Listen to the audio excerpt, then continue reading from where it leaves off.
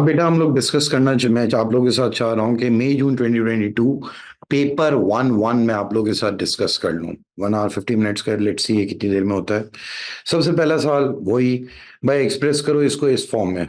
ये तो बेटा वही वाली बातें हैं, सिंपल सी कहानी। x² - 8x plus 11 is equal to x² plus 2px plus p² plus q। बेटा x को पहले आपने कंपेयर करा, -8x is equal to 2p x, x cut गया बेटा, p की वैल्यू आ गई -4। फिर उसके बाद बेटा हमने क्या करा, कांस्टेंट्स को देख लिया। अब भाई कांस्टेंट्स में हमारे पास क्या है, यहाँ पे 11 है और यहाँ पे क्या है, -4 का स्क्वायर प्लस q। तो बेटा q क्या आ जाएगा, 11 - 16 इज -5, q आ गया। तो अब हमारे पास बेटा ये क्या बन गया, x -4 होल स्क्वायर -5। अब अगर मैं इसका टर्निंग पॉइंट मांगू, सही है, तो बेटा इसका टर्निंग पॉइंट तो आ जाएगा 4, -5। सही है। अब अगला part, hence find the exact solution of this equation. भाई इसका एग्जैक्ट सोल्यूशन चाहिए, तो अगर हमें एग्जैक्ट सोल्यूशन चाहिए वही क्वाड्रेटिक फॉर्मूला लगेगा भाई, x² - 8x plus 11 -1 equal to 0। ठीक है भाई, ये क्या हो जाएगा, x² - 8x plus 10 equal to 0। Quadratic formula लगा देते हैं हम लोग, -b plus minus under root, minus minus plus हो जाएगा, अंडर रूट b²-4ac, यानी कि 8 का स्क्वायर -4a 10 अपॉन 2a। ये हो जाएगा बेटा 8 प्लस -8 का square 64, 64 minus 40 24, root of 24 upon 2। तो बेटा ये क्या हो जाएगा, x प्लस माइनस, बेटा 4 की टेबल में आता है 4 6, तो ये हो जाएगा बेटा 4√6, नहीं नहीं सॉरी 2√6, 2√6 अपॉन 2। बेटा एक रूट आपके पास आ रहा है 4 प्लस √6 और एक रूट आ रहा है 4 माइनस √6। बेटा ये दो रूट्स आ गए, सही है। फिर उसके बाद हमारे पास क्या बातें हो रही हैं, क्वेश्चन 1 तो सिंपल सा था। Question number 2, the 13th term of an arithmetic progression is 12। Arithmetic है भाई, 13 टर्म है, यानी कि a plus 12t, a plus 12t is equal to 12। तो बेटा a क्या हो गया, 12 माइनस 12t। फिर उसके बाद इन्होंने क्या कह दिया, and the sum of the first 30 terms, sum of 30 terms is 30 upon 2, 2a plus 30 minus 1 into d। बेटा सम ऑफ 30 क्या है, -15, तो 15 2 a की जगह मैंने क्या लिख दिया, 12 माइनस 2d प्लस 29d। तो बेटा ये दोनों तो जन्नत में गए, -1 is equal to 2 12 24 minus 4d plus 29d। ठीक है, तो बेटा ये क्या आ रहा है आपके, 25d is equal to -25d की वैल्यू आ गई बेटा आपके पास। नहीं यार, ये मैंने कोई गलती कर रहा हूं मैं, तो ए की जगह 12 माइनस 12d लिखा है ना, 2 2 24, ये तो नहीं आ सकता, d-1 तो नहीं है इसका, मुझे आता तक याद है। And the sum of the first 30 terms is -15। सही है। हाँ बेटा, लेकिन सम टू 50 मांगा है ना इन्होंने, लेकिन पहले तो मैं इसको सॉल्व करूंगा। Sum of 30 terms, -15, 15, 2a, 12 minus 2d plus 29d। चलो ठीक है, -1 is equal to 24 minus 4d plus 29d। तो बेटा ये क्या बन रहा है अब हमारे पास, ये वहां पे जाके प्लस हो जाएगा ना, तो बेटा ये हमारे पास सीधा सीधा 13th term of an arithmetic progression is 12, a plus n minus one यानी कि 12d इज इक्वल टू 12। तो बेटा इधर क्या, 12 minus 12d, sum of 30 terms n upon two, 2a plus n minus 1d। ठीक है भाई, ये 15 हो गया, ये 15 यहाँ पे जाके डिवाइड हो गया, -1 आ गया, -1 -24 is equal to 29 minus 4, 25d। ये है, मैं यही बोलूँ यार, कोई गलती, सही है, थैंक यू बेटा। ये मैंने जल्दबाजी में गलत लिखा है, 12 - 2d लिख दिया मैंने, जबकि लिखा हुआ वही है 24d।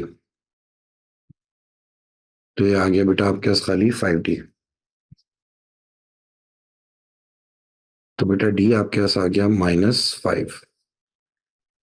चलो ठीक है बेटा, यही है आंसर। और ए क्या है हमारे पास, 12 - 12 इंटू -5। तो बेटा 12 इंटू 5 60 होता है। तो बेटा ये प्लस हो जाएगा तो 72 हो गया। ए और डी आ गया, सम ऑफ द फर्स्ट 50 टर्म्स। बेटा एस 50 क्या हो जाएगा, 50/2, 2a plus 49d, 25। 2 into 72 is 144, minus 49 into 5 is 245। बेटा सम ऑफ 50 टर्म्स आपके पास क्या आ जाएगा, 144 माइनस 245 मल्टीप्लाइड बाई 25। तो बेटा आ रहा है -2525, -2525। यार ये 50 थोड़ा बदसूरत हो गया है, सही है। अगला पार्ट क्या है, इस अगला सवाल क्या है, फिर चलो देख लेते हैं। The coefficient of x4 in the expansion of this is a। चलो यार इसको देखते हैं हम, x4 का a है, and the coefficient of x square in the expansion of this is b। Find a and b। चलो यार देखते हैं हम आराम से। इसका कोफिशिएंट ऑफ x4 अगर पहले वाले का मैं देखूं तो क्या है बेटा, फर्स्ट टर्म है एक्स स्क्वायर की पावर 5, सेकेंड टर्म क्या है एक्स स्क्वायर के ऊपर पावर 4 एंड 1/x। तो ये क्या टर्म्स बन रहे हैं, एक्स की पावर 10, 2 4 जा 8, 8 माइनस 1 7। तो फिर उसके बाद क्या हो जाएगा बेटा, 3 का डिफरेंस आ रहा है ना, 3 पावर कम हुई है फर्स्ट और सेकंड टर्म में, तो अगले टर्म पे क्या हो जाएगी, एक्स की पावर 4, यानी कि थर्ड टर्म होगा। अब अगर मैं थर्ड टर्म इसका निकालूं तो वो क्या होगा, 5c2 2x square raise to power 5 minus 2 k square upon x raise to power 2। 5c2 is 10, 2 की power 3 is 8 and 2 3s are 6। और ये हो जाएगा बेटा k की पावर 4 अपॉन x स्क्वायर, जन्नत 4। तो ये क्या आ रहा है बेटा, 80 k4 x4। सही है, चलो भाई। और इसको इन्होंने क्या नाम दिया है, a का। a बेसिकली क्या हो गया, 80 k की पावर 4। फिर ये आ गया हमारे पास आंसर। इन्होंने फिर क्या कह दिया, the coefficient of x square in the expansion of this. मैं अगर दूसरे वाले को देखूं तो बेटा फर्स्ट टर्म पे क्या होगी, पावर 4, सेकंड पे क्या होगी 3, फिर क्या होगी 2। यानी कि भाई हमारे पास कौन सा टर्म हो गया, थर्ड टर्म हो गया। तो हो जाएगा 4c2 2kx rich power 4 minus 2 and -1 rich power 2। 4c2 is 6, 2 की power 2 is 4k square x square into 1। तो ये क्या आ रहा है बेटा, 6 4 जा 24 k स्क्वायर एक्स स्क्वायर। तो बेटा बी क्या हो गया आपके पास, 24 k स्क्वायर। चलो भाई, जब हमारे पास ए और बी दोनों निकला है, अगले पार्ट में इन्होंने क्या कह दिया, given that a plus b is equal to 216 find the possible values of k. A क्या है आपका 80k4,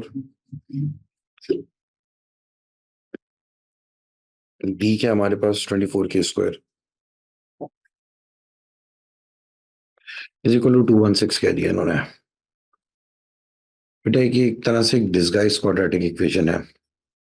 late x be equal to k square, तो ये क्या हो गया बेटा, 80x² plus 24x-216 equal to 0।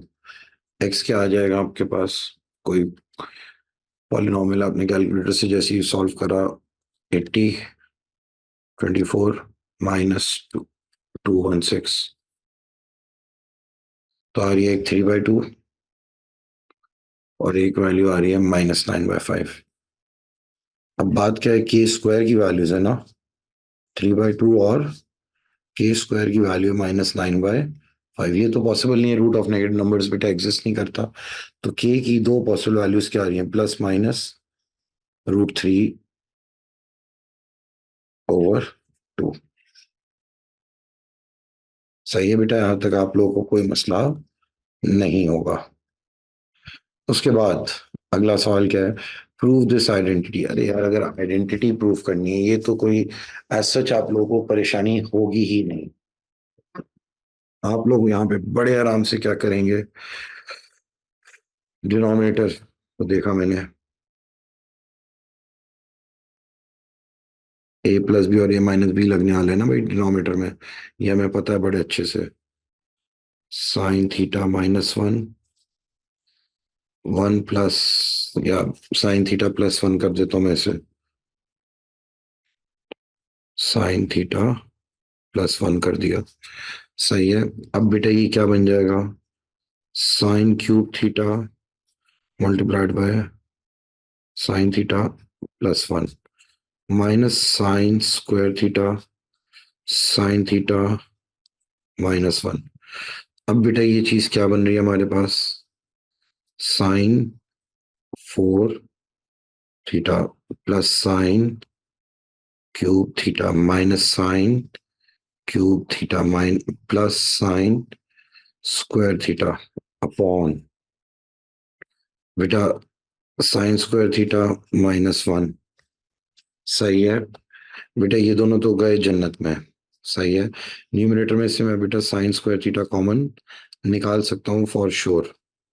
सही है, तो हमारे पास क्या बचेगा यार, साइन स्क्वायर थीटा +1। डिनोमिनेटर में हमारे पास क्या है बेटा, साइन स्क्वायर थीटा -1 है ना, तो मैं डिनोमिनेटर में से अगर माइनस कॉमन ले लूँ तो हो जाएगा 1 माइनस साइन स्क्वायर थीटा। सही है बेटा, और 1 माइनस साइन स्क्वायर थीटा क्या होता है, कॉस स्क्वायर थीटा होता है। तो ये हो गया sine square theta +1 divide by minus cos square theta. बेटा sine square theta upon cos square theta क्या होता है, टेन स्क्वायर थीटा होता है। तो ये क्या हो जाएगा, -tan² theta sine square theta +1। यही प्रूफ कर, अच्छा 1 प्लस साइन, ये लो, और 1 प्लस साइन स्क्वायर थीटा, बेटा यही प्रूफ करना था आपने। आज सच कोई इसमें मसला नहीं है। फिर उसके बाद इन्होंने अगले पार्ट में इक्वेशन देंगे लाजमी, हेंस सॉल्व दिस इक्वेशन। भाई अब दोनों चीजों को इक्वल रख दिया है, एक तरफ माइनस है एक तरफ प्लस है। ओके, ये वाली चीज तो होती बेटा किसके बराबर है, -tan² थीटा और 1 प्लस साइन स्क्वायर थीटा, और इस तरफ क्या है, tan² theta 1 minus sine square theta. यहां तक जैसे ही हम लोग आए, अब बेटा मुझे पता है यहाँ पे दोनों साइड पे tan² है। सही है, तो ये दोनों तो बेटा सीधे सीधे हो जाएंगे जन्नत में। तो -1 minus sine square theta is equal to 1 minus sine square theta. तो हो जाएगा बेटा -2 इज इक्वल टू 2 साइन, नहीं ये तो कैंसिल हो रहे हैं बेटा सारे। मैंने कोई ना कोई लाजमी बचकाना हरकत करी है, कोई ना कोई गलती करी है हमने लाजमी। तो ये तो कैंसिल अगर हो रहे हैं, नहीं तो साइन वगैरह तो कैंसिल हो रहा है ना, टेन ऐसे नहीं कैंसिल होगा, हाँ ये वाली बात हुई ना। ये आप ऐसे कैंसिल नहीं कर सकते गाइस, लिसन, सिंस पूरी इक्वेशन कैंसिल हो रही है, तो ये आप इसको कैसे लिखेंगे, माइनस टेन स्क्वायर थीटा था, और ये क्या था, one plus sign, one plus sine square, ten square theta, one minus sine square theta. सही है बेटा। अब ये जब दोनों चीजें आ गई हैं, हमें पता है हम बड़े आराम से एक बात कह सकते हैं कि भाई देखो, वन प्लस साइन स्क्वायर और यहाँ पे वन माइनस साइन स्क्वायर है। सही है। नहीं बेटा, ऐसे कॉस स्क्वायर नहीं कर सकते ना, ये भी तो एक मसला है ना। आप ऐसे ही अगर कॉस स्क्वायर कर दोगे तो वही कैंसिलेशन हो जाएगी, तो उसको वही वाली बात है, फिर लंबी करने वाली बात है। या बल्कि अगर हम वैसे करें भी, चलो कर लेते हैं। चलो, minus sine square theta upon square theta, one plus, वैसे डायरेक्ट हो रहा है। सही है यार, डायरेक्ट हो जाएगा बेटा। वैसे मैं एक बात बोलूं, ये डायरेक्ट हो जाएगा गाइस, इतनी लंबी करने की हमें जरूरत नहीं है, दो नंबर का सवाल है, दो नंबर के लिए इतनी मेहनत बेवकूफी होगी मेरी नजर में। ठीक है ना बेटा। तो हम लोग क्या करते हैं यहाँ पे, बड़े आराम से हम लोग कह देते हैं कि भाई देखो, सिंस यहाँ पे माइनस टेन स्क्वायर थीटा और वन प्लस साइन स्क्वायर है ना, और यहाँ पे क्या है, ten square theta, one minus sine square है। बेटा इस माइनस साइन को अगर मैं देखूं अंदर, तो ये तो माइनस टेन स्क्वायर थीटा, और ये बेटा एक तरह से टेन स्क्वायर तो पूरे का पूरा जन्नत में चला जाएगा। और ये जन्नत में जब हम किसी चीज को कह रहे होते हैं ना, भेज रहे होते हैं, तो इसका मतलब क्या होता है कि आप टेन स्क्वायर थीटा को इक्वल टू जीरो कह रहे हो, क्योंकि दोनों कैंसिल कर रहे हैं ना हम लोग। तो इस तरह से करते हैं। और दूसरी तरफ क्या बन रही है बेटा, minus one minus sine square theta is equal to one minus sine square theta. तो ये दोनों भी क्या हो रहे हैं बेटा, एक दूसरे के साथ कैंसिल हो रहे हैं। ठीक है। तो हम लोग क्या कह देंगे भाई, theta is equal to tan inverse of zero. तो बेटा टेन इनवर्स ऑफ जीरो कहाँ पे होता है, एक तो जीरो डिग्री पे होता है और पाई पे होता है। तो बेटा इसका सिर्फ आंसर दो ही आना है, जीरो और, नहीं जीरो नहीं हो सकता, क्योंकि डोमेन इसकी जीरो इंक्लूड नहीं कर रही है, तो खाली पाई आपने लिख दिया इसका आंसर। ये इसलिए इन्होंने सिर्फ दो नंबर का दिया था, समझ गया मैं। खैर, अब इसके बाद क्या हो रहा है, अगला पार्ट क्या है। सो बेसिकली बेटा इस सवाल में अब क्या हो रहा है, आपके पास एक अदद सेक्टर दे दिया है। अच्छा, इस सेक्टर का रेडियस आर है, एंगल है थीटा, और आर्क लेंथ है भाई B C. The diagram shows the sector ABC of a circle with centre A and radius R। ठीक है, the line BD is perpendicular to AC, यानी यहाँ से जो आपने यहाँ पे परपेंडिकुलर ड्रॉप करा है, okay. Angle CAB is in radian, given that theta is equal to pi by six. अब ये कह दिया ये है pi by six. Find the exact area of BCD in terms of R। बेटा अगर मुझे एग्जैक्ट एरिया चाहिए इन टर्म्स ऑफ R, तो मैं यहाँ पे बड़े आराम से एक काम करूंगा, पहले सेक्टर का एरिया निकालूंगा, यानी कि area of BCD, area of sector minus area of triangle हो जाएगा। सही है ना बेटा। तो हम लोग क्या करेंगे, या एरिया ऑफ BCD में लिख देता हूं पूरा, BCD area of sector half R square theta की जगह ने क्या लिख दिया, पाई बाय सिक्स। और फिर बेटा हमने क्या करना है, minus area of triangle ABD है, ऑफ ट्राइंगल ABD। अब मसला क्या है बेटा, एरिया ऑफ ट्राइंगल ABD अगर चाहिए, ये एंगल अगर मेरे पास पाई बाय सिक्स है, तो ऑपोजिट और एडजेसेंट साइड की तो लेंथ ही नहीं है मेरे पास। तो मैं क्या करूंगा, एक जगह पे साइड पे मैं लिख देता हूं कि भाई sine pi by six is equal to BD over R. बेटा साइन पाई बाय सिक्स होता है one by two, is equal to BD over R. तो बेटा BD आपके इसके आ जाएगा R/2। फिर दूसरी तरफ हम लोग क्या कर देते हैं बेटा, cos pi by six is equal to AD over R, AD AD over R. तो बेटा कॉस पाई बाय सिक्स होता है √3/2, AD आ गया भाई हमारे पास अब। अच्छा, एरिया ऑफ ट्राइंगल की अगर मैं बात करूं आप लोगों से, तो वो क्या होता है, सर चेक करते हैं हम लोग। ये तो आ गया बेटा R square pi by 12। Area of triangle क्या होता है, half into base into height. Half, base क्या है हमारी, एडी, और हाइट क्या है हमारे पास, बीडी। वाइस वर्सा किसी को भी हाइट ले लो। तो बेटा ये क्या हो जाएगा, R square pi by 12 minus half, AD क्या आया था हमारे पास बेटा, √3/2 R into R by 2। Okay, तो बेटा हमारे पास ये क्या चीज बन रही है यार, R square pi by 12 minus √3 r² upon 8। तो बेटा ये इन टर्म्स ऑफ आर आ गया हमारे पास बड़े आराम से। ठीक है, जो हमारा डिजायर्ड एरिया है। चाहो तो सिंप्लीफाई कर सकते हो, चाहो यहीं पे छोड़ दो। फिर उसके बाद इन्होंने क्या बात कह दी है बेटा, 3 नंबर देने के बाद, given instead that the length B D is √3/2 r।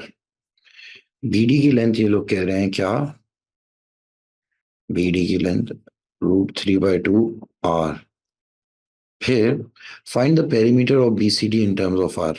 या पेरीमीटर ऑफ बीसीडी चाहिए। पहली बात, पहले तो मुझे बेटा चाहिए होगा क्या चीज, देखो अगर पेरीमीटर ऑफ बीसीडी चाहिए तो ये लेंथ चाहिए, ये लेंथ चाहिए और ये आर्क लेंथ चाहिए। अब देखो अगर ये लेंथ हो गई √3/2 r, पहले तो बीडी ये नहीं था ना, तो अब एंगल भी हमारा चेंज होगा। तो बेटा अब हम लोग क्या करके हरकत करेंगे, ये एंगल निकालेंगे। थीटा क्या हो जाएगा बेटा, opposite upon hypotenuse.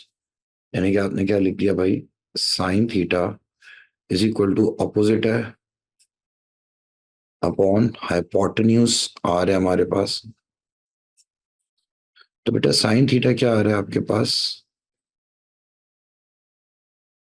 Sine theta आ रहा है √3/2। बेटा थीटा क्या आ जाएगा, sine inverse of √3/2 which is π/3। सही है। अब बेटा जब आपके पास थीटा आ गया तो आप आर्क लेंथ क्या निकालेंगे, s is equal to R theta which is, R तो आर ही है, थीटा की जगह आपने क्या लिख दिया, π/3। तो आर्क लेंथ में तो आपके पास आ गया आर π/3। भाई ये हो गई आर π/3, ये √3/2 r है। क्या मेरे पास बेटा ये वाली लेंथ है एडी की, नहीं। अब मैं एडी की लेंथ निकालने की करता हूँ। एडी की लेंथ अगर मुझे चाहिए ऑपोजिट और एडजेसेंट से मैं कर सकता हूँ बेटा, साइन, बल्कि साइन नहीं, कॉस, कॉस कर लेते हैं चलो। Cos π/3 is equal to adjacent side क्या है बेटा, ये π/3 आया ना हमारा, AD upon A B, AD upon A B, AD upon A B. बेटा कॉस π/3 होता है हाफ, एडी अब और ए बी तो है आर, तो अब हमारे पास एडी की लेंथ क्या आ रही है बेटा, r/2 आ गई, एडी की लेंथ आ गई है। तो अगर मैं पेरीमीटर की बात करूं बेटा, पेरीमीटर में क्या क्या चीजें आ रही होंगी, आर्क लेंथ आएगी r π/3, फिर हमारे पास बेटा बीडी की लेंथ आएगी, बीडी की लेंथ आएगी, फिर हमारे पास बेटा सीडी की लेंथ आएगी। अब बच्चे कहेंगे कि सर सीडी कैसे हम निकालेंगे, अरे भाई ये तो आर्क लेंथ, चलो मैं इसको भी आर्क लेंथ ही लिख देता हूँ। आर्क लेंथ कौन सी, बीसी, आर्क लेंथ बीसी लिख दिया मैंने इसे। तो बेटा आर्क लेंथ बीसी है r π/3, बीडी की लेंथ है हमारे पास √3/2 r, √3/2 r। बेटा सीडी की लेंथ हमारे पास कैसे आ जाएगी, देखो ये पूरी लेंथ आर है और ये वाली लेंथ हमने अभी कितनी निकाली है, r/2। तो हम इसकी जगह क्या लिख देंगे यार, r माइनस r/2। तो ये आपके पास क्या आ रहा है, r π/3 plus √3/2 r plus r/2। सही है बेटा। तो ये आपके पास, अगर आप लोग चाहें तो इसको इस जगह पे भी छोड़ सकते हैं, चाहे तो आप इसे सिंप्लीफाई भी कर सकते हैं बड़े आराम से। अब जब मैं इसको यहीं पे छोड़ने चाहूंगा बेटा, मुझे ये लगता है कि यहीं पे छोड़ दिया जाए काफी है। सही है, पेरीमीटर। खैर, अब बेटा अगला पार्ट की, अगला सवाल की हमारा क्वेश्चन नंबर 6 है। क्वेश्चन नंबर 6 में आपके पास एक फंक्शन है, और ये वाले सवाल बेटा मैंने आप लोगों को क्लासेस में कराए हैं। मैंने बताया था ना ऐसे सवालात के एसिम्प्टोट कैसे बनते हैं, और ये वाले सवालात कैसे बनते हैं। याद करो बेटा, इसका मैंने ग्राफ पूरा आप लोगों को बना के दिखाया था। नहीं याद है, मैं चलो फिर से दिखा देता हूँ आप लोगों को कि इसका ग्राफ बड़ा ही कोई डिफरेंट किस्म का बनता है।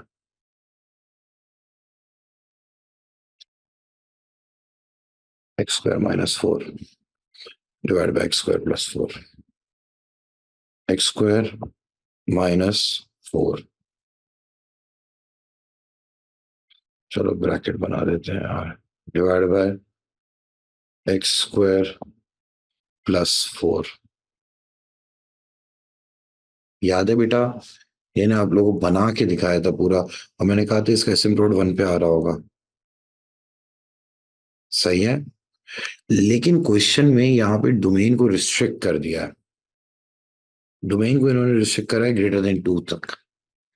सही है, तो अब अगर मैं इसको देखूं, तो भाई देखो हमारा जो टेक्निकली जो ग्राफ बन रहा है, ये मैंने बच्चों को इसकी पूरी लॉजिक दी थी कि ऐसे क्यों बनता है। सही है, और बेटा इसका जो एक्स की वैल्यू जब 0 है, तो वाई की भी वैल्यू आप लोगों के सामने है।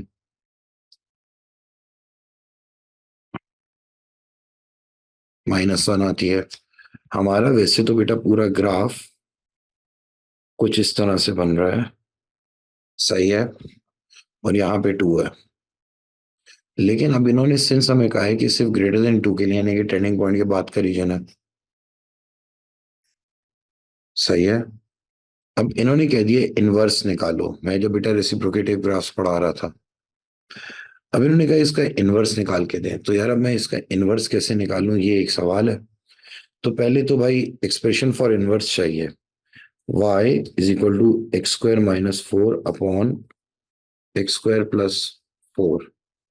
ठीक है, और फिर बेटा ये हो जाएगा x square y plus 4y x square minus 4। सही है बेटा, x square y minus x square is equal to -4 - 4y।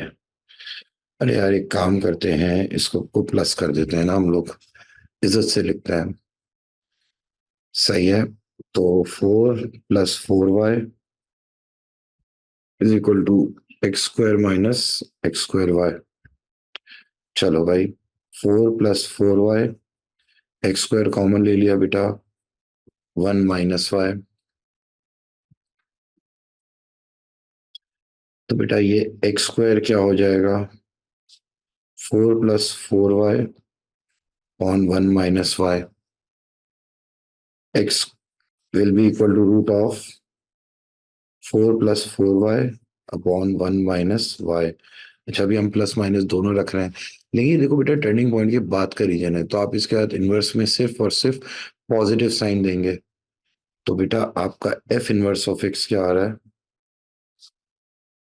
Positive root of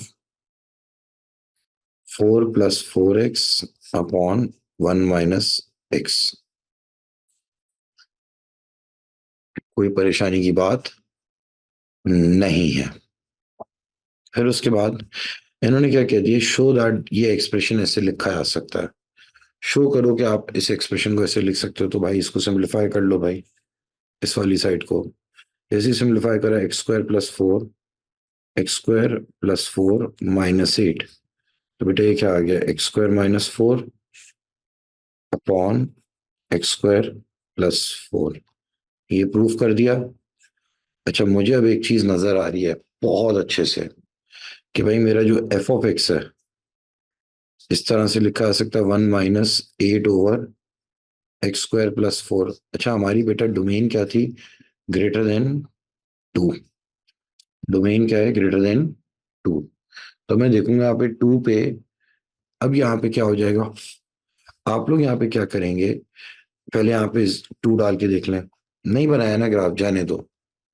अगर बेटा फर्ज करो आपने ग्राफ नहीं भी बनाया है, जाने दो, मैं अब आगे एक बात कह रहा हूँ, जरा सुन लो। -8/2 का स्क्वायर +4, तो हो जाएगा 1 - 8/8, तो ये तो आ गया 0। यानी कि भाई जब 2 है तो वैल्यू आ रही है 0, लेकिन x की वैल्यू 2 के बाद तो बेटा इन्फिनिटी तक जा सकती है।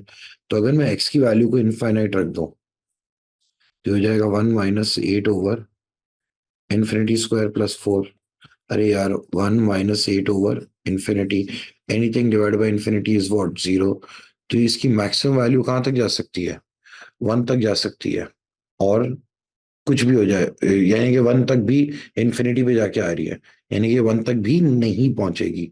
एक्स इनफाइनाइट नहीं हो सकता। तो हमारा देखो ना, ये ग्राफ क्या था, ये ऐसे बन रहा है, इनफाइनाइट नहीं होगा, यहाँ पे 1 पे एसिम्पटोट बन रहा है। मैंने बताया था ये कैसे होता है।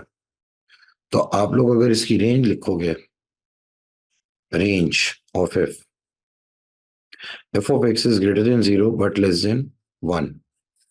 बेटा जियोजेब्रा नाम है आपका, लेकिन आपको बेटा ये खुद बनाने आने चाहिए। अब इन्होंने इसके बाद क्या कह दिया है, एक्सप्लेन करो कि जो कॉम्पोजिट फंक्शन है ये हमारा क्यों फॉर्म नहीं हो सकता। देखो बेटा, F composite function F F की बात कर रहे हैं यार, एफ एफ को तब फॉर्म होना चाहिए ना जब दोनों की डोमेन में लाया करो। इसकी देखो रेंज क्या है एफ की, 0 से 1, और एफ की अपनी डोमेन क्या है, x is greater than 2। तो बेटा ये जब इसकी रेंज में नहीं लाया कर रहा, तो ये कैसे इनवर्स एग्जिस्ट करेगा। तो आप लोग क्या लिखेंगे, since the range of F, since the range of F, F of x लिख देता हूं मैं पूरा, is not included, is not included in the domain of f, therefore f of x can never exist। बेटा exist तो ही तब करते हैं ना जब एक की रेंज दूसरे की डोमेन में लाई कर रही हो, जिस फंक्शन में आप सब्स्टिट्यूट कर रहे हो। इत्तेफाक से यहाँ पे एफ एफ था, तो बेटा मैंने एफ जी एक्स और जी एफ ऑफ एक्स की भी कंडीशन बताई थी वीडियो लेक्चर्स में, प्लीज देख लेना, रिवाइज कर लेना, काम ही आएंगी। खैर, अब यहाँ पे क्या हो रहा है बेटा, इन्होंने कह दिया coordinates of A and B बताओ। ए और बी के बेटा कोऑर्डिनेट्स कैसे आएंगे, आपने दोनों को इक्वेट कर दिया। तो x/2 + 1 = 3, x - 2 raise to power half. भाई अगर फर्ज करो मुझे कोऑर्डिनेट्स चाहिए इनके पॉइंट ऑफ इंटरसेक्शन, तो मैं स्क्वायरिंग बोथ द साइड्स कर देता हूँ। सही है, स्क्वायरिंग बोथ द साइड्स से हो गया बेटा x² / 4 + x + 1 3x - 2। सही है ना बेटा, 2ab होता है ना बेटा, a² + 2ab + b²। खैर, अब बेटा ये क्या हो जाएगा, x² / 4 + x - 3x +1 + 2 0। तो बेटा x² / 4 - 2x + 3 0। बेटा x² - 8x + 12 = 0। बेटा 12 4 2 होता है, 6 2 होता है, सॉरी। तो ये क्या हो जाएगा बेटा, x² - 6x - 2x + 12 0, x x - 6 - 2 x - 6। तो बेटा आपके पास एक x की वैल्यू 2 आ गई और एक x की वैल्यू 6 आ गई। तो बेटा x कोऑर्डिनेट ऑफ ए हो गया 2, बल्कि पूरा पूरा लिख देते हैं ना यार, y भी निकाल के लिखते हैं। ये वैसे आ रहा है हमारा 2 और ये आ रहा है हमारा 6। y निकाल के दिखा देते हैं बेटा, y क्या है, x/2 + 1 है ना, 2/2 + 1, तो 2 आ गया। बेटा x को एक बार 6 रख दो, y क्या आ रहा है 6/2 + 1 4 आ गया बेटा। a के कोऑर्डिनेट्स क्या हो गए 2,2 एंड b के कोऑर्डिनेट्स क्या हो गए बेटा 6,4। a और b के कोऑर्डिनेट्स बड़े आराम से आ गए। चलो भाई आगे इन्होंने क्या कहा है, तो ये तो भी 4 नंबर दे दिया। Hence find the area of the shade region between the line and the curve. बेटा लाइन और कर्व के दरमियान का एरिया चाहिए, ज्यादा एरिया इनक्लोज बेटा कर्व ने करा है, तो कर्व की इक्वेशन में से आप कर्व की इक्वेशन में से लाइन की इक्वेशन को माइनस करके इंटीग्रेट करके लिमिट अप्लाई कर देंगे। तो आप इसे कैसे लिखेंगे बेटा 3x - 2 3x - 2 raise to power half minus half x + 1 dot dx। अब बेटा लिमिट्स क्या है 6 और 2, तो मेरा बच्चा अब अगर मैंने इसको इज्जत से लिखा 6 और 2 3x - 2 raise to power half as it is रहा -x/2 -1 डॉट dx। बेटा आप लोगों के पास इंटीग्रेट होके ये क्या बन जाएगा 3x - 2 raise to power 3/2 divide by 3/2 divide by 3 minus x² / 4 minus x। Limits क्या है 6 से 2 तक है, तो बेटा ये क्या आ जाएगा अब shade area 9/2 3 6 -2 raise to power 3/2 minus 6² / 4 minus 6 minus 9 अरे 2/9 होगा। 9/2 क्या लिख रहा हूं मैं 2/9 है ये, ठीक है 2/9 3 2 -2 3/2 माइनस 2 की पावर 2/4 -2। सही है, तो बेटा आपका शेडेड एरिया क्या आ जाएगा, ये अब आप लोग निकाल लोगे आराम से। मैं जो है ना बेटा थोड़ी सी काम चोरी कर लूं। इंटीग्रल में क्या है भाई bracket bracket 3x - 2 raise to power 0.5 minus 0.5x -1 और लिमिट्स क्या है 6। लिमिट्स है 6 और 2, तो बेटा आपका जो एरिया आ रहा है वो आ रहा होगा 4/9, यही आना चाहिए। सिंप्लीफाई करोगे तो ये चीज आ जाएगी 4/9। चलें भाई अब जरा हम आगे देख लेते हैं। 5 नंबर दे दिया भाई, अगला पार्ट तो नहीं है इसका कोई। चलो क्वेश्चन नंबर 8 क्या है, the curve y = sin x is transformed into this. बेटा sin x के ग्राफ को हमने ऐसे ट्रांसफॉर्म कर दिया है। अब इसमें अगर हम ट्रांसफॉर्म करते हैं तो इसमें देखो 4 से मल्टीप्लाई करने का क्या मतलब है कि वर्टिकल स्ट्रेच है, और बेटा x की जगह x/2 का क्या मतलब है कि हॉरिजॉन्टल स्ट्रेच है। फिर -30 का क्या मतलब है कि हॉरिजॉन्टल ट्रांसलेशन भी है 30 डिग्री की। अब इन्होंने क्या कह दिया describe a sequence of transformation that have been combined making clear the order in which transformations are applied. बेटा सबसे पहले आप एंगल से चलते हैं, तो सबसे पहले तो आप कह देंगे कि यार हॉरिजॉन्टल ट्रांसलेशन हुई है 30 डिग्री टूवर्ड्स राइट। माइनस होता है तो राइट होता है, प्लस होता है तो लेफ्ट होता है। बेटा horizontal translation of 30 degree towards right, that is translation matrix लिख दो 30,0 फॉलोड बाय, बेटा अब एंगल ही में मजीद देखो, followed by a horizontal stretch. Horizontal stretch में बेटा इनवेरिएंट लाइन क्या होती है वाई एक्सिस होती है, with invariant line as with y-axis as the invariant line with y-axis as the invariant line and stretch factor of 2, followed by,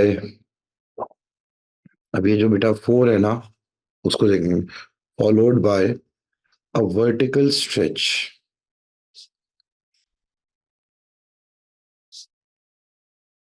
followed by a vertical stretch with x-axis as the invariant line, x-axis as the invariant line and stretch factor of 4. अब बेटा ये 5 number दिए हैं और इसमें बेटा correct order लिखना बहुत ज्यादा जरूरी है। तो जब भी ट्रिग्नोमेट्रिक का है तो एंगल से आप मूव होते हैं, पहले एंगल की ट्रांसलेशन देखो, फिर स्ट्रेच देखो, फिर उसके बाद आप फाइनली इसके एम्पलीट्यूड यानी कि वर्टिकल स्ट्रेच को देखो। और अगर फर्ज करो इसके साथ कुछ अलग से नंबर भी लिखा होता तो आप कहते वर्टिकल ट्रांसलेशन फिर सबसे आखिर में, या अगर फर्ज करो यहाँ पे ये -30 का ये भी होता तो आप फिर उसके बाद कहते कि भाई पहले तो आपने क्या करा है 30 डिग्री हॉरिजॉन्टल स्ट्रेच और ट्रांसलेट, फिर हॉरिजॉन्टल स्ट्रेच है, टू स्ट्रेच फैक्टर, फिर माइनस होता तो followed by the reflection in y axis, फिर आप कहते थे भाई vertical stretch.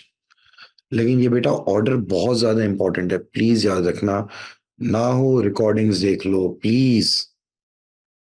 Find the exact solutions of this equation, भाई अब इसके एग्जैक्ट सॉल्यूशन चाहिए। अब हम लोग एग्जैक्ट सॉल्यूशन के लिए क्या करें, कुछ भी नहीं भाई, हम लोग क्या कर देंगे, sign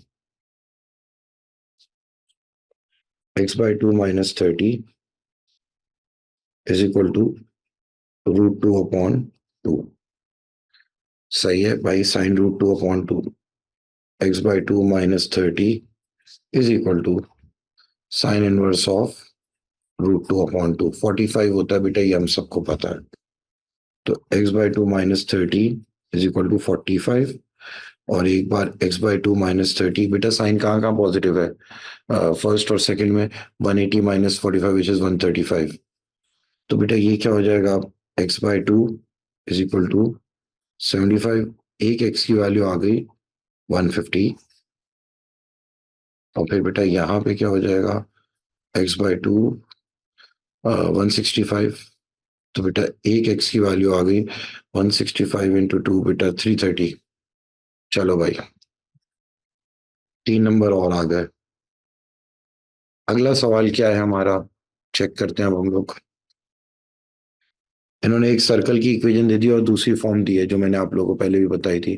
find the coordinates of the centre of the circle and its radius. अरे भाई कोऑर्डिनेट्स याद है बेटा, जनरलाइज फॉर्म क्या थी, y² + x² + y² -2ax, सही है, -2by plus c is equal to 0। तो यहाँ पे बेटा सेंटर क्या होता था हमारा, a, b, और रेडियस क्या होता था, √of a² + b² - c।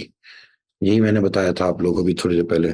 चलो पहले इक्वेशन को इज्जत से लिख देते हैं, x² + y² -2x, बेटा -3 से मल्टीप्लाई करूंगा तभी तो +6 आएगा। फिर -2y, 1 से मल्टीप्लाई करूंगा तो एज इट इज आ जाएगा -26 इक्वल टू 0। तो बेटा हमारा सेंटर क्या हो गया है, -3, 1, यानी कि ए बी आ गया है। अब जहां तक रेडियस की बात है, बेटा रेडियस क्या आ जाएगा, √of -3 का स्क्वायर प्लस 1 का स्क्वायर माइनस -26 भाई। तो ये क्या आ रहा है आपके पास, 3 का स्क्वायर 9 + 1 + 26। तो बेटा आ गया √36 विच इज 6। बेटा 6 आपका आ गया सीधा सीधा यहाँ पे रेडियस। तो इन्होंने क्या कह दिया, hence find the coordinates of the lowest point of the circle. अब बेटा अगर lowest point of the circle भी चाहिए तो हम लोग क्या कहेंगे भाई, बात सुनो, सर्कल है ये, अगर सेंटर है क्या है, -3 -1 और -3 और 1, तो बेटा लोएस्ट पॉइंट 6 यूनिट नीचे होगा। तो लोएस्ट पॉइंट क्या आ गया, -3, 6 यूनिट -5। सही है बेटा। तो आपके पास रेडियस पहले मैं लिख देता हूँ यार 6, फिर बेटा हम लोग लोएस्ट पॉइंट भी लिख देते हैं।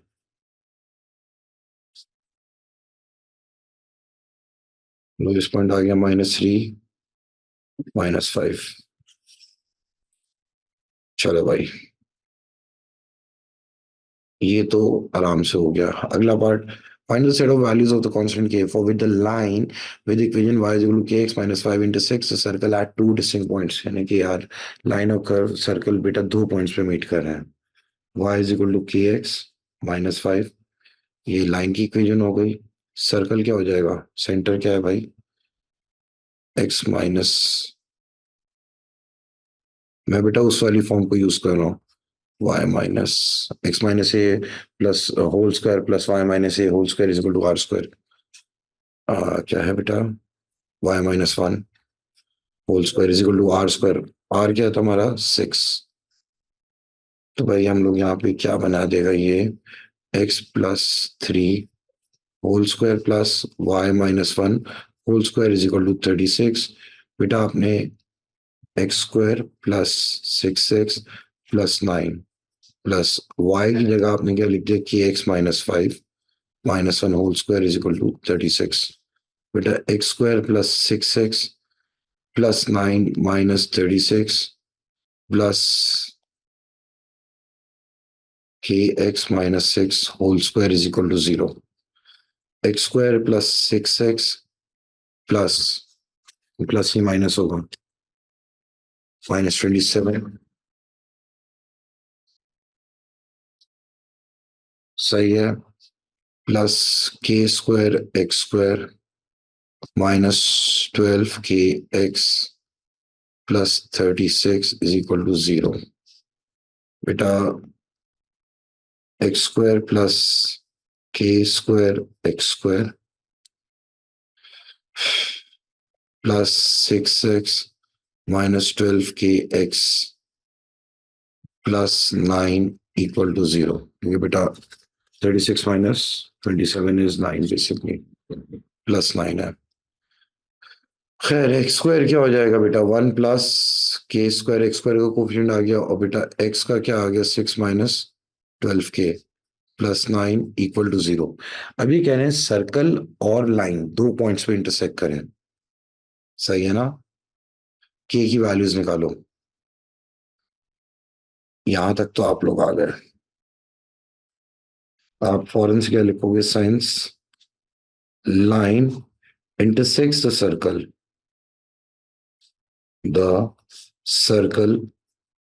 at two distinct points का है इन्होंने,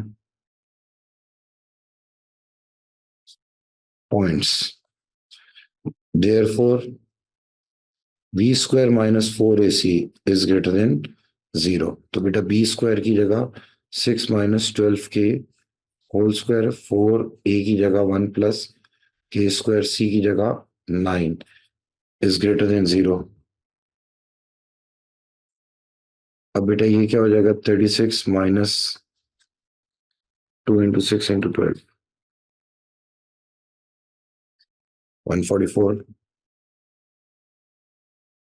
plus 144 k² 4 9s are 36 minus 36 minus 36k square greater than 0।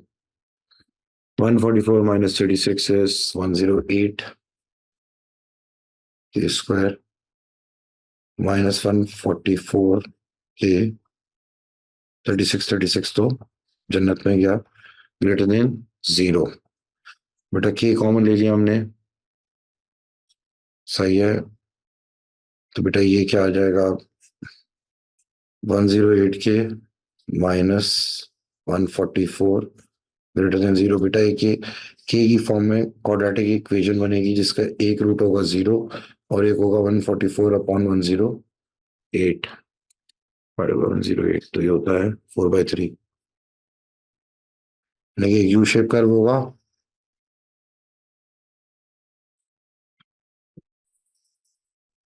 एक ही वैल्यूज है बेटा, याद रखना, ये है 4/3 और ये है 0। वही ग्रेटर देन होना चाहिए, ग्रेटर देन कहाँ कहाँ होता है बेटा, ये तो बेसिक वही क्वाड्रेटिक इनइक्वालिटी आ गई ना। तो आप लोग क्या करेंगे यार, k इज ग्रेटर देन 4/3 या k इज लेस देन 0। ये दो आपकी इनइक्वालिटीज भी बन गई। अब एक बच्चे ने एक सवाल, चले अब हम लोग अगला सवाल करते हैं बेटा। अगला सवाल क्या है, जरा ये भी देख लेते हैं। 10वां है, पता नहीं पेपर में सवाल 11 है 10 है। चलो 10 है, या आखिरी है, चलो शुक्र। आप लोगों का भी ज्यादा टाइम नहीं लगेगा, मेरा भी नहीं। अब इन्होंने कह दिया the equation of a curve is such that, double derivative का एक्सप्रेशन दे दिया है। और बता दिए स्टेशनरी पॉइंट कहाँ पे है। Determine the nature of the stationary point. बेटा अगर नेचर ऑफ स्टेशनरी पॉइंट चाहिए तो हम लोग क्या करेंगे, d square y upon d x square 6 -1 का स्क्वायर -1 का क्यूब। बेटा ये हो जाएगा 6 × 1 -4 अपॉन -1। तो हो जाएगा बेटा 6 + 4 विच इज 10। तो बेटा आपके पास ये सेंस पॉजिटिव आ रहा है, तो टर्निंग पॉइंट आपका क्या हो जाएगा, मिनिमम पॉइंट हो जाएगा। Since d square y upon d x square is greater than 0, therefore t t is maximum और मिनिमम, सॉरी मिनिमम हो जाएगा minimum. Find the equation of the curve. अरे भाई इक्वेशन ऑफ द कर्व है, पहले double derivative को एक बार integrate करूंगा तो d y by d x आएगा। फिर दोबारा इंटीग्रेट करूंगा तो हमारे पास क्या आ जाएगा बेटा, बड़े आराम से y। चलो पहले तो बेटा हमें इसको इंटीग्रेट करके ग्रेडियंट देखना होगा ना भाई। ग्रेडियंट क्या है हमारे पास, हमें पता है बेटा इस स्टेशनरी पॉइंट पे ग्रेडियंट तो 0 है। चलो आओ देखते हैं, पहले तो इंटीग्रेट करते हैं।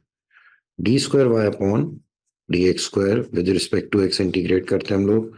6x² -4 x की पावर -3 डॉट डी एक्स। जन्नत जन्नत जन्नत जन्नत। बेटा d y by d x हमारे पास क्या आ रहा है अब, 6x³ upon 3 -4x -2 upon -2 plus c। सही है बेटा, हमें पता है एट टीपी ग्रेडियंट क्या होता है 0। और टर्निंग पॉइंट का बेटा एक्स कोऑर्डिनेट है हमारे पास, वो क्या है बेटा -1 है। तो हमने क्या करा, यहाँ पे ग्रेडियंट की जगह 0 रख दिया। जन्नत जन्नत। 2 -1 का क्यूब प्लस 4 -1 -2 प्लस c। 0 -2 +4/1, खाली +4 ही होता है। तो बेटा c आपके पास क्या आ जाएगा, -2 आ जाएगा। c आ गया -2। तो अब आपके पास बेटा d y by d x का एक्सप्रेशन क्या बन रहा है, चेक करते हैं हम लोग। D y by d x का एक्सप्रेशन बन गया 2x³ प्लस 2 बेटा एक छोटी सी नहीं, बल्कि छोटी नहीं बोलूंगा, बहुत बड़ी सी गलती हुई है हमसे। हमसे नहीं, मुझसे। बेटा ये डिवाइड भी तो हो रहा था ना, एक स्टेप खाने के चक्कर में मैंने काम ही गलत कर दिए। दोनों भी तो कैंसिल होंगे। स्टेप्स नहीं खाना यार। जब बेटा मैं स्टेप्स खाते हुए गलतियां कर सकता हूँ, ट्रस्ट मी आप लोग भी गलती कर सकते हो। +2/x² plus c। ठीक है बेटा, Fuzail you are asking for it यार। खैर अब छोड़े बेटा, at turning point d y by d x is equal to 0। ठीक है, आपने x की जगह क्या डाल दिया, -1। 0 2 इंटू -1 का क्यूब +2/-1 का स्क्वायर प्लस c। तो ये क्या हो रहा है, 0 -2 +2 प्लस c। तो बेटा c तो हमारा आ गया 0। बेटा c आ गया 0। अब आप एक काम करो, d y by d x का एक्सप्रेशन लिख लो। भाई d y by d x क्या आ गया आपके पास, 2x³ +2x -2 प्लस 0। जरूरत ही नहीं थी, इंटीग्रल ले लो भाई। dy by dx का with respect to x, 2x cube plus 2 x की पावर -2 डॉट dx। जन्नत जन्नत जन्नत जन्नत जन्नत। y बेटा 2x क्यूब का इंटीग्रल क्या हो जाएगा भाई? 2x4/4 प्लस 2x की पावर -1/-1 प्लस c। तो बेटा y क्या आ रहा है? x4/2 -2/x plus c। बेटा पूरा टर्निंग पॉइंट के कोऑर्डिनेट्स डाल दो ना, -1 और 9/2, 9/2 -1 की पावर 4/2 -2/-1 प्लस c। तो ये आ रहा है बेटा 9/2 is equal to 1/2 plus 2 plus c। तो बेटा c क्या आ जाएगा?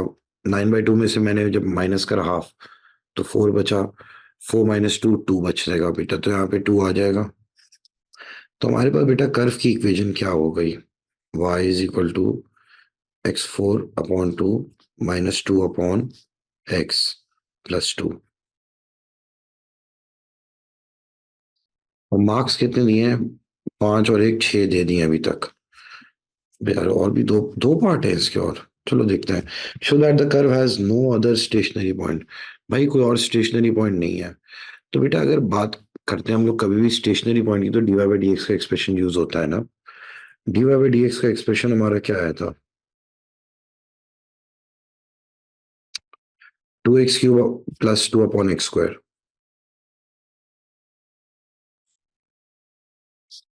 सही है बेटा। At stationary point dy by dx क्या होता है? Equal to 0। 0 डाल के देखते हैं भाई। 2x5 plus 2/x²। तो एक बार हो गया बेटा 2x5 प्लस 2 0। सही है। तो बेटा ये क्या हो जाएगा? 2x5 is equal to -2, x की पावर 5 इज इक्वल टू -1। बेटा देखें एक ही आ रहा है, फिफ्थ रूट ऑफ -1 ही होगा, तो खाली एक ही आ रहा है। तो आपने प्रूव कर दिया कि भाई सिर्फ और सिर्फ एक ही स्टेशनरी पॉइंट है।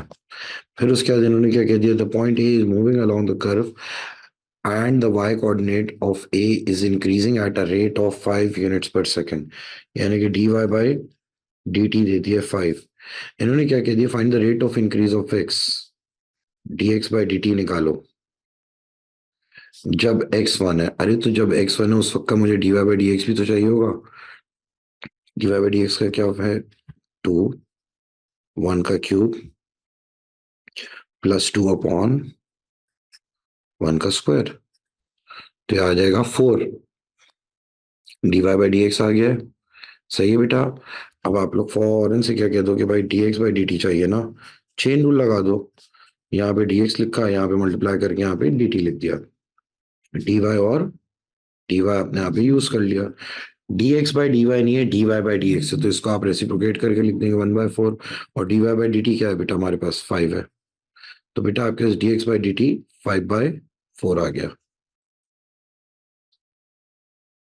विच इज 1.25 होगा।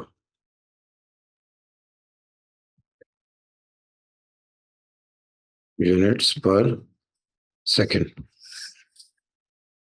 चलो भाई, हमारे अभी ये भी हो गया, और तो कोई भी हमारे पास नहीं है सवाल बेटा। बस ये पेपर यहाँ पे एंड। बेटा अगली क्लास में आप लोगों ने फेब मार्च 2022 करना है, और अक्टूबर नवंबर 1-3 करना, अक्टूबर नवंबर 21 का 1-3 करना है। चले बेटा, अल्लाह हाफिज।